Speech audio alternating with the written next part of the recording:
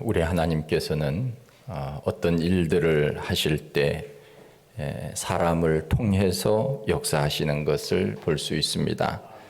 구약 시대 때는 아브라함과 같은 족장들을 사용하셨고, 또 사사 시대에는 기드온 같은 사사들을, 왕정 시대에는 이사야나 예레미야 같은 선지자들을 들어서 쓰셨습니다.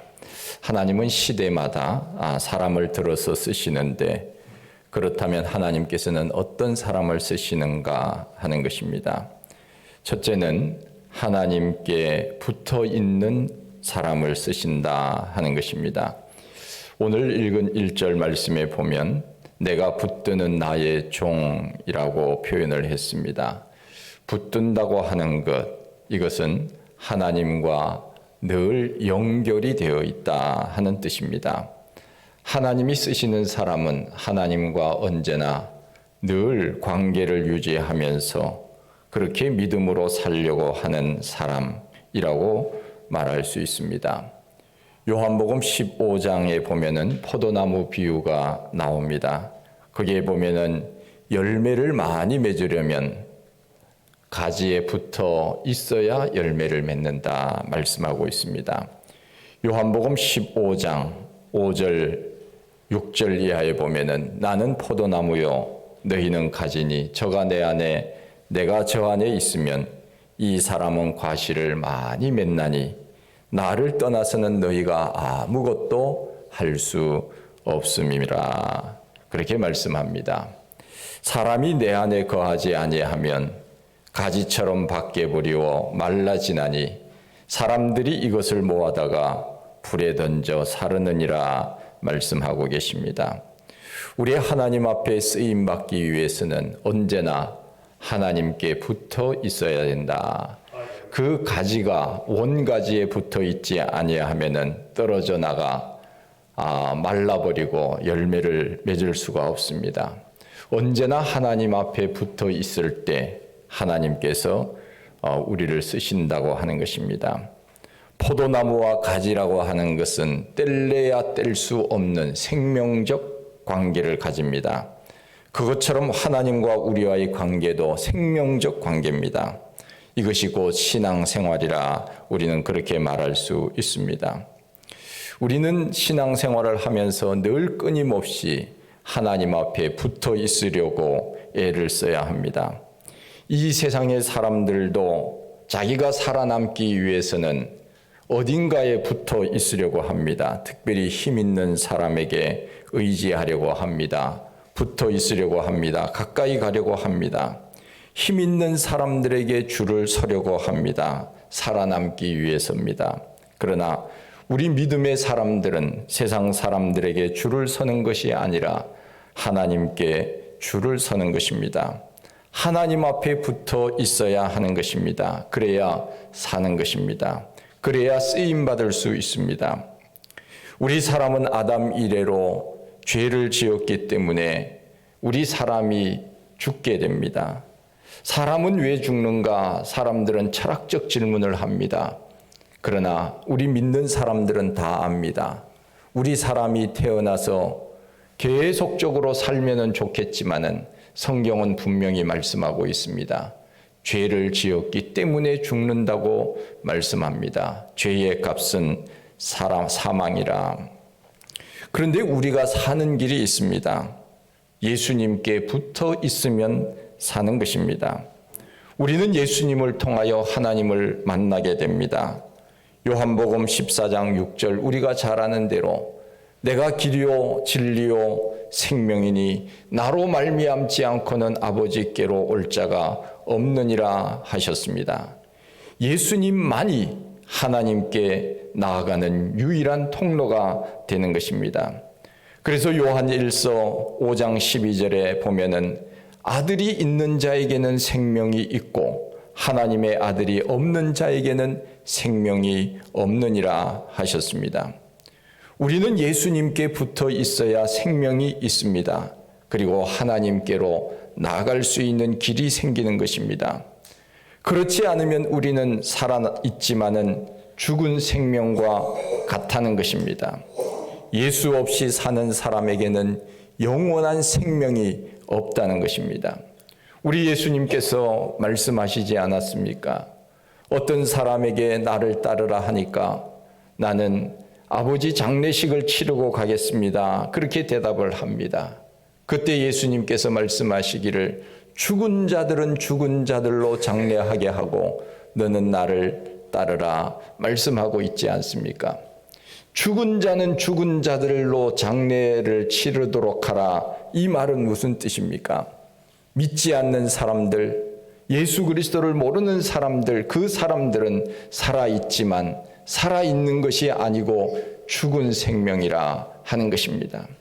죽은 생명이 있는 그 사람들은 그 사람들이 장례식을 치르라고 그렇게 말씀하고 있지 않습니까? 그런 의미에서 우리에게 생명이 있다고 하는 것은 우리는 인간의 육신으로는 유한한 생명입니다. 그러나 예수 그리스도에게 붙어 있는 사람은 영원한 생명을 얻게 된다고 하는 말씀입니다.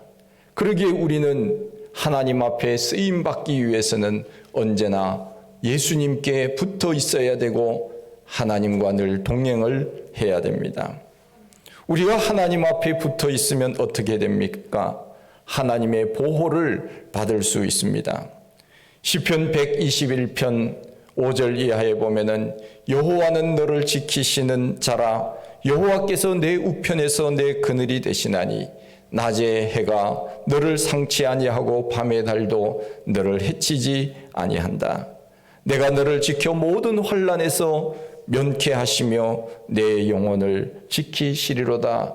여호와께서는 지금부터 영원까지 지키신다고 그렇게 말씀하고 있지 않습니까?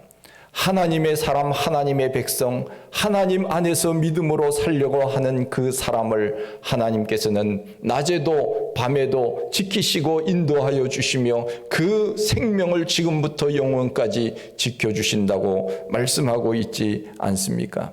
때로는 우리가 힘들고 어려운 그러한 일들을 많이 경험하지만 그러나 하나님이 나를 사랑하시는 그 사랑에는 변함이 없습니다. 하나님이 약속하신 영원한 생명을 우리에게 주신다고 하는 것에는 변함이 없습니다. 다만 문제는 어디에 있습니까? 내가 하나님을 떠나려고 하는 것, 그것이 문제가 아닙니까?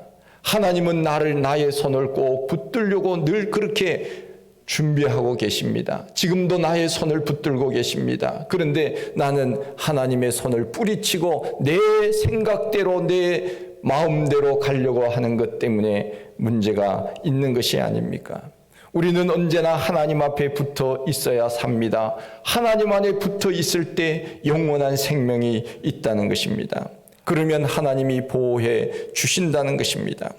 시편 37편 5절 말씀에도 너의 길을 여호와께 맡기라. 저를 의지하면 저가 이루시고 내 의를 빛같이 나타내시며 내 공의를 정오의 빛과 같이 하시리로다. 하나님께서 말씀하고 계십니다. 저를 의지하면 하나님이 이루어 주시고 지켜 주신다는 것입니다. 이것이 바로 하나님의 사랑입니다. 그래야 우리는 쓰임받을 수 있습니다. 내 마음대로 하나님을 떠나서 내 마음대로 살려고 할 때 하나님은 우리를 버리시는 것입니다. 하나님이 버리시는 것이 아니라 어찌 보면 내가 하나님을 버리고 사는 것입니다. 그런 사람들이 어떻게 하나님의 보호를 받을 수 있으며 어떻게 하나님 앞에 쓰임받을 수 있겠습니까? 이사야 1장 2절 오늘 읽은 말씀에 보면 이사야는 굉장히 스케일이 큰 사람이었습니다. 하늘이여 들으라, 땅이여 귀를 기울이라. 여호와께서 말씀하시기를 내가 자식을 양육하였거늘 그들은 나를 거역하였도다. 이사야는 하나님을 거역한 이스라엘 백성들과 지도자들에게 담대하게 외쳤습니다. 그가 그렇게 담대할 수 있었던 이유가 무엇이었습니까? 그것은 그가 하나님을 의지하였고 하나님 앞에 늘 붙어 있었기 때문에 두려움이 없었던 것입니다. 우리가 잘 아는 대로 다윗이라고 하는 사람은 골리앗 앞에 당당히 설 수 있지 않았습니까? 사울 왕을 비롯하여서 군사들은 벌벌 떨고 골리앗 앞에 있었지만은 그러나 다윗이 나갈 수 있었던 것은 다윗은 하나님을 믿었기 때문입니다. 하나님 앞에 붙어 있었기 때문에 골리앗은 아무것도 아니었습니다. 하나님을 보고 골리앗을 보니까 골리앗은 그야말로 세 발의 피였습니다. 그것이 바로 믿음의 사람, 하나님 앞에 늘 붙어 있어서 하나님을 의지하고 사는 사람의 행동이 아니겠습니까? 열왕기를 보면 이스라엘의 많은 왕들이 나오는데 그 왕들은 대부분 악한 왕들이었습니다. 하나님 앞에 도움을 구하지 아니하고 우상을 섬기거나 혹은 도움을 구하러 애굽으로 내려가는 그런 사람이었기 때문입니다. 하나님은 그들을 여지없이 버리셨습니다. 우리가 잘 아는 아브라함이라고 하는 사람은 복의 근원이 되는 그러한 축복을 받았던 사람 아닙니까? 조카 롯과 함께 지내다가 재산이 많아지니까, 가축의 수가 늘어나니까 각자 떨어져서 살기로 그렇게 이제 하게 됩니다. 조카 롯은 눈에 보이는 더 좋은 땅을 찾아서 떠납니다. 그러나 그곳은 죄악의 도성 소돔이었습니다. 결국 하나님의 심판으로 하늘에서 유황불이 쏟아질 때 롯은 간신히 빈몸으로 도망쳐 나옵니다. 반면 아브라함은 하나님 앞에 늘 붙어 있었기 때문에 많은 축복을 받지 않습니까?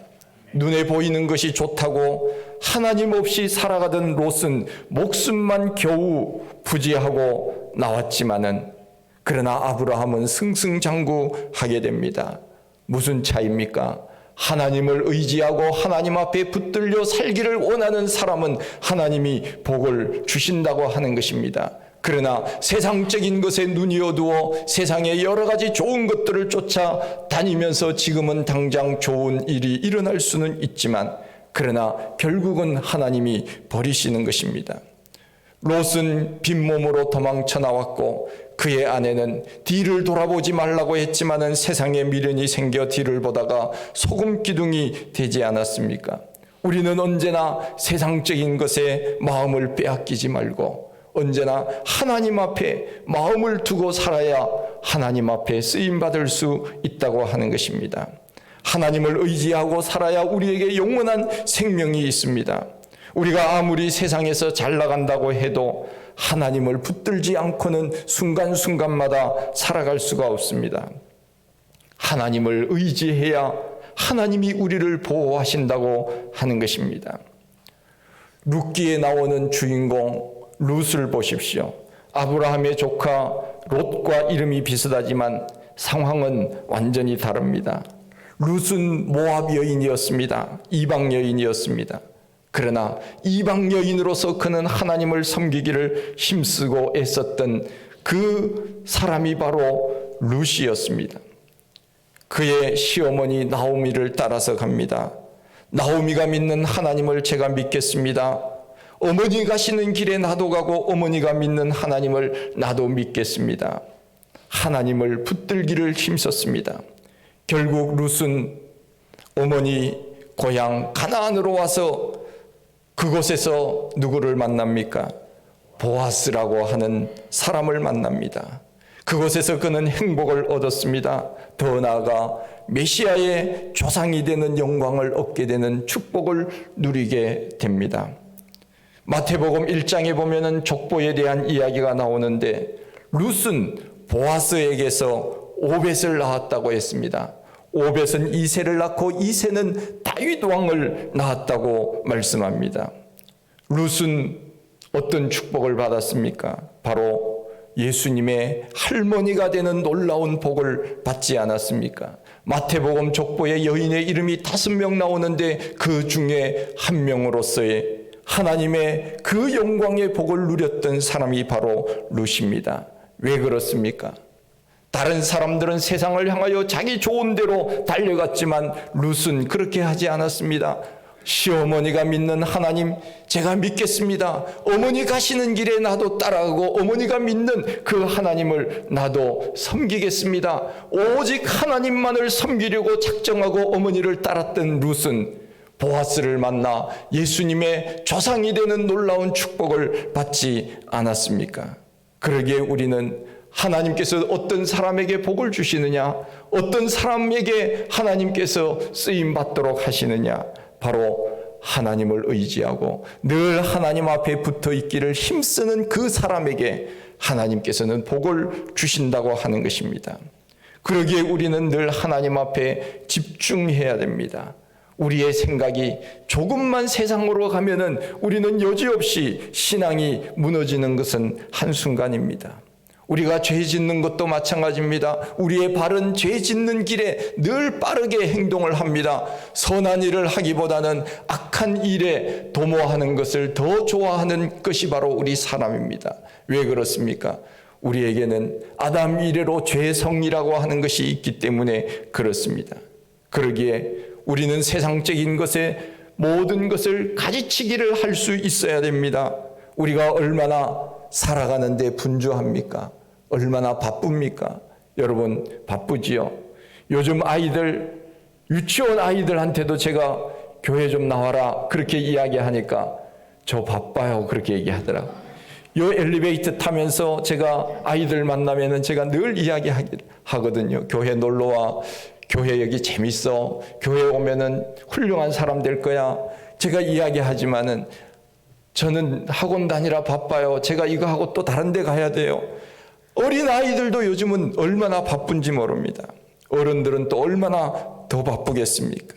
여러분, 우리가 좀 가지치기를 하지 아니하면은 하나님 앞에 시간을 투자하기가 쉽지 않습니다. 이 세상의 구조가 그렇습니다. 얼마나 바쁩니까? 여러분, 스마트폰 하느라 얼마나 바쁘십니까?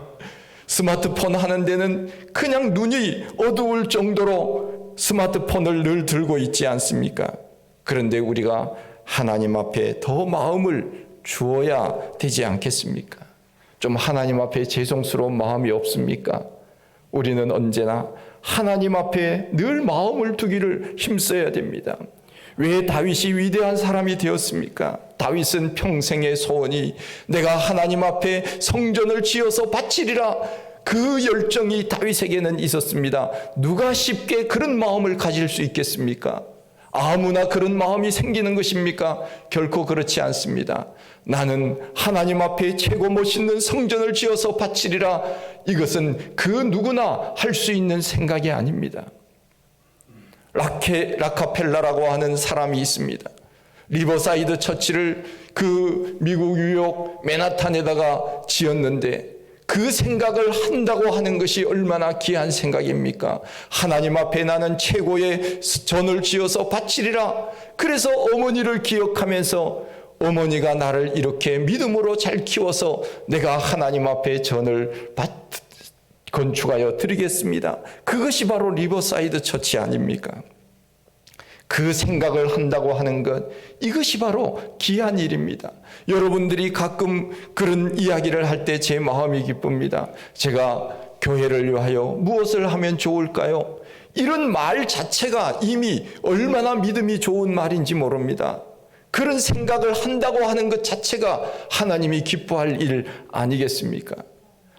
주를 위하여, 성도들을 위하여 무엇인가를 하려고 애를 쓰는 그 사람의 마음을 하나님이 그냥 못 본 채 하시겠습니까? 하나님 앞에 붙어 있기를 힘쓰고 하나님을 위하여 내가 뭔가를 하려고 할 때 하나님께서는 바로 복을 주시는 것입니다. 룻과 같이 내가 어머니 가시는 길에 가고 어머니가 믿는 하나님을 내가 믿겠습니다. 저는 이 세상을 따라가는 것이 아니라 어머니가 믿는 하나님을 따라가겠습니다. 그랬더니 하나님께서 보아스라고 하는 사람을 만나게 하셔서 예수님의 조상이 되는 놀라운 은혜를 주신 것이 아니겠습니까? 우리는 언제나 하나님 앞에 붙어 있기를 힘써야 됩니다. 두 번째는 우리는 겸손한 사람, 그 사람을 하나님이 쓰신다는 것을 말씀을 통하여 알게 됩니다. 오늘 2절 말씀에 보면 그는 외치지 아니하며 목소리를 높이지 아니하며 그 소리로 거리에 들리게 아니하며, 하나님의 종, 하나님 앞에 쓰임 받는 사람은 어떤 사람입니까? 겸손한 사람을 쓰신다는 것입니다. 바리새인들은 드러나는 것을 좋아했습니다. 그러나 하나님의 사람들은 순종하는 것을 좋아할 뿐입니다. 큰 교회에서 무엇을 하면 사람들이 좋아합니다. 칭찬해 줍니다. 박수 쳐 줍니다. 그런데 작은 교회에서는 누가 무엇을 해도 알아주는 사람이 그렇게 많지 않습니다. 어떤 분이 큰 교회 다니는 분이 저한테 와서 그런 이야기를 했습니다. 우리 목사님, 자기 교회 목사님 자랑하는 거예요. 우리 목사님은 말씀도 좋으시고 우리 목사님은요 걸레 들고 청소도 해요.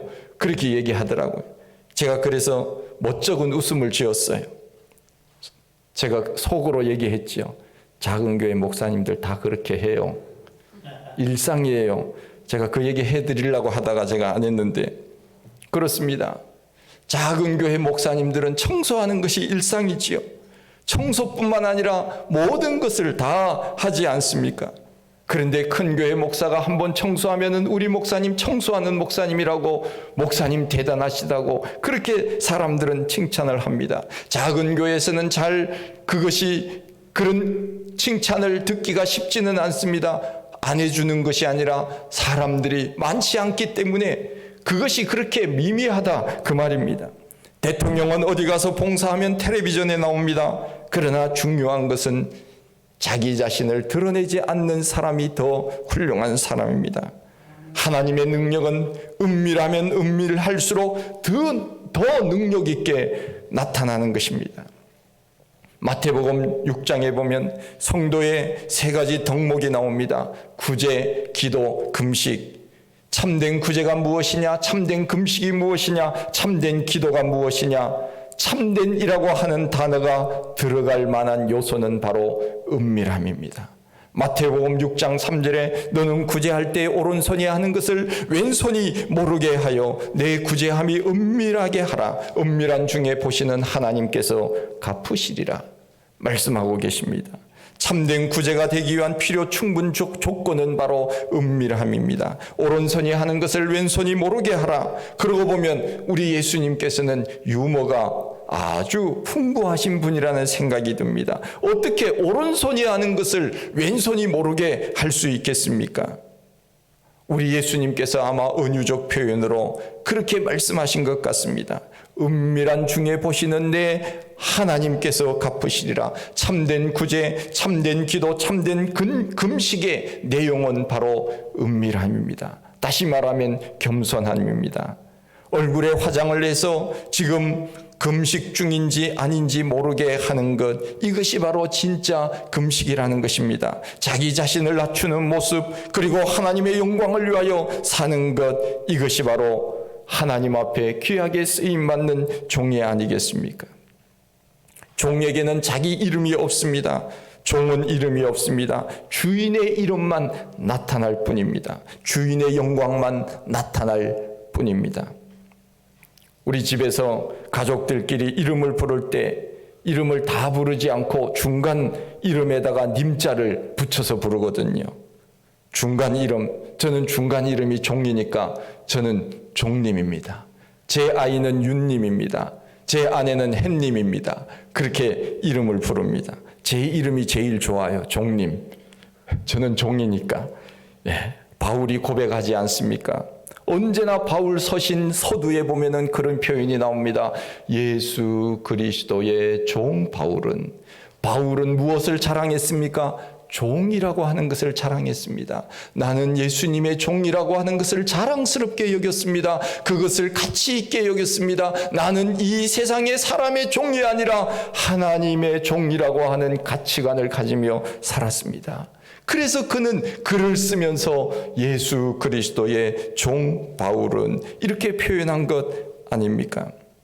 사실 우리는 목회자를 부를 때 종이라고 부르면서 그 뒤에다가 님자를 붙이는데 사실 그거는 원적으로 잘못된 것이죠. 종 다음에는 님자가 붙으면 이것은 이거 한글 표현이 잘못된 겁니다. 종 다음에는 뭐가 붙어야 됩니까? 놈이 붙어야 맞는 거예요. 종 다음에는 종놈이 붙어야 맞는데 흔히 기도할 때 우리 목사님, 우리 종님을 이렇게 기도하지 않습니까? 그런데 기도할 때 종님이라고 하지 말고 종놈이라고 해야 됩니다. 우리는 종놈 의식을 가져야 돼요. 왜냐하면 하나님만이 영광을 받으셔야 되기 때문에 그렇습니다. 우리는 언제나 내 자신을 드러내게 되면 문제가 생깁니다. 그러나 하나님께 영광을 돌리면 하나님이 드러나는 동시에 나 자신도 같이 드러나게 되는 것입니다.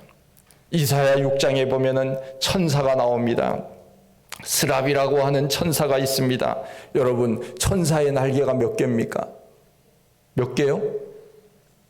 모르십니까? 이사야 6장에 나오는데 천사의 날개는 6개입니다. 6개요. 2개는 얼굴을 가렸다고 했습니다. 2 날개로 얼굴을 가리고 2 날개는 발을 가렸다고 했습니다. 그리고 2 날개로는 날았다고 했습니다. 무슨 뜻입니까? 얼굴을 가렸다고 하는 것은 부끄러움의 얼굴이 아닙니다. 자기 영광을 가렸다는 것입니다. 내 영광이 드러나서는 안 되고 하나님의 영광이 드러나기를 원했다는 것입니다.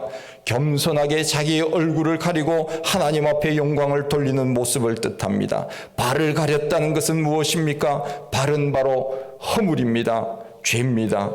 허물과 죄를 가리는데 2 날개를 썼습니다. 자기 얼굴을 가렸습니다.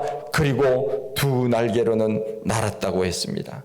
하나님 앞에 쓰임받는 사람은 바로 이와 같이 겸손한 사람입니다. 루시퍼는 교만하여서 하나님의 저주를 받아서 하나님 그 보좌에서 떨어져 나간 악한 그 마귀가 된 것이 아닙니까? 우리는 언제나 하나님 앞에 쓰임받을 수 있도록 늘 겸손함으로 살아야 됩니다. 제가 부목사 10년을 했습니다. 부목사를 해보니까 부목사가 어떤 사람인지를 잘 압니다. 저는 파트타임 전도사, 풀타임 전도사, 풀타임 부목사를 거쳐서 지금까지 이렇게 사역을 하고 있는데, 제가 부목사를 하면서 부목사는 뭐냐, 한마디로 정의를 하라고 말하면 부목사는 담임 목사의 딸랑딸랑이다, 종입니다 하는 그 정의를 내릴 수 있겠더라고요. 지금은 많이 부교육자들이 바뀌었다고 합니다. 요즘은 시대가 많이 바뀌어서 이 부교육자들도 자기 주장을 당당하게 이야기하고, 그리고 뭐 담임 목사님하고 거의 대등하게 뭐 여러 가지를 요구하고 이런다고 하는 이야기를 들었습니다. 그러나 제가 사역을 할 때는 그런 분위기는 아니었습니다. 제가 부목사 할 때만 해도 부목사는 담임 목사가 시키는 것을 주로 했습니다. 부목사는 누구를 위하여 있는가 하면 담임 목사를 위해서 있습니다. 그래서 부목사들이 늘 이런 이야기를 했습니다. 모든 영광은 누구에게? 담임 목사님께. 그렇게 웃으면서 이야기했던 적이 있습니다. 제가 신방을 그 당시에 부목사로서 갔는데 어떤 성도님이 이렇게 말합니다. 목사님은요, 이렇게 얘기하더라고요. 아니, 제가 목사인데 또 목사를 찾는 거예요. 무슨 뜻입니까? 담임 목사님은 왜 안 오셨냐, 그 말입니다. 부목사는 목사도 아니에요. 어떤 분들은 저에게 이야기를 합니다. 부목사님, 부목사님 그렇게 부릅니다. 그럴 때 제가 이렇게 대답합니다. 저는 부씨가 아니고 황씨입니다. 제가 그렇게 얘기하기도 했습니다. 사실 종은 대꾸해서는 안 됩니다. 오직 하나님께 영광을 돌리기 위해서만 존재하는 것, 이것이 바로 종이 아닙니까? 하나님은 겸손한 사람을 쓰시는 것입니다. 하나님이 높이 영광을 받으시고 우리는 낮아지면 하나님이 영광을 받으시기에 우리도 같이 영광을 받는 것입니다. 내 아버지가 영광을 받으시니 그 자녀도 영광을 받는 것 아닙니까? 그리고 우리 하나님 앞에 쓰임받는 종은 낙심해서는 안 됩니다. 성경에 나오지 않습니까? 오늘 읽은 우리 교동문 이 사순절 2번에도 나오지 않습니까? 내 영혼아, 어찌하여 내가 낭망하고 낙심하여 있느냐? 여호와 하나님을 바라라. 그의 도우심을 인하여 내가 오히려 찬송하리로다. 내 영혼아, 내가 어찌하여 낙심하며 절망 가운데 있느냐? 여러분, 혹시 절망과 좌절 가운데 있습니까? 불안하고 있습니까? 염려하고 있습니까? 하나님을 바라십시오. 우리의 하나님께서 우리를 도와주실 것입니다.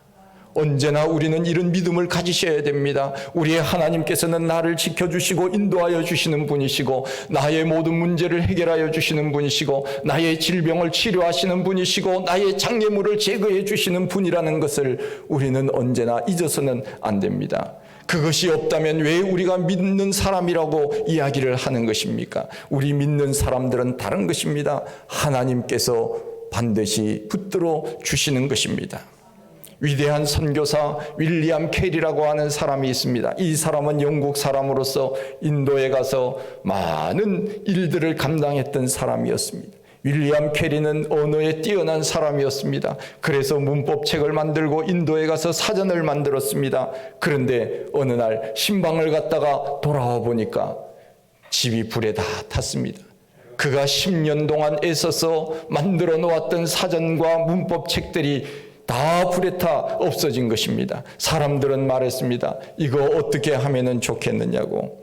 그때 윌리엄 캐리는 이렇게 말했습니다. 지금부터 다시 시작하면 됩니다. 하나님께서 도와주시면 할 수 있습니다.